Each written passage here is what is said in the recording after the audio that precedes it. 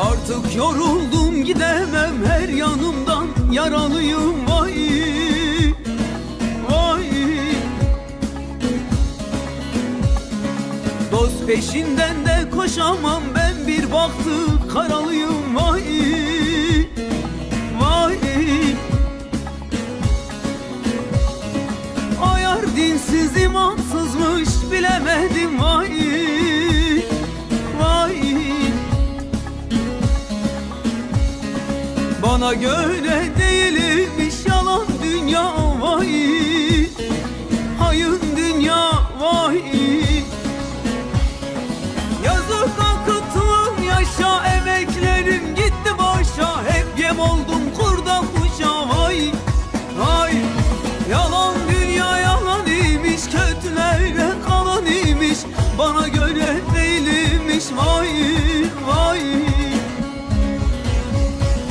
Yazık akıttım yaşa, emeklerim gitti boşa, hep yem oldu kurda kuşa vay vay. Yalan dünya yalan imiş, kötülere kalan imiş, bana göre değilmiş vay vay.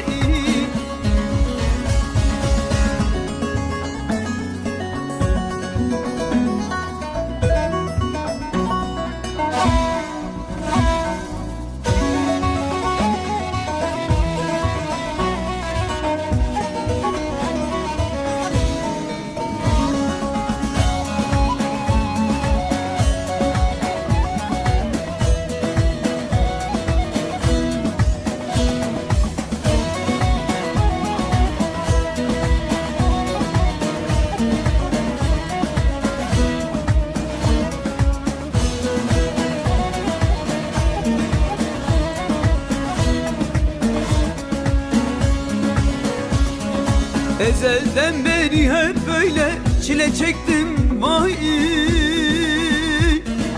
vay. Kapılar ardında kaldım, kimsesizdim vay vay.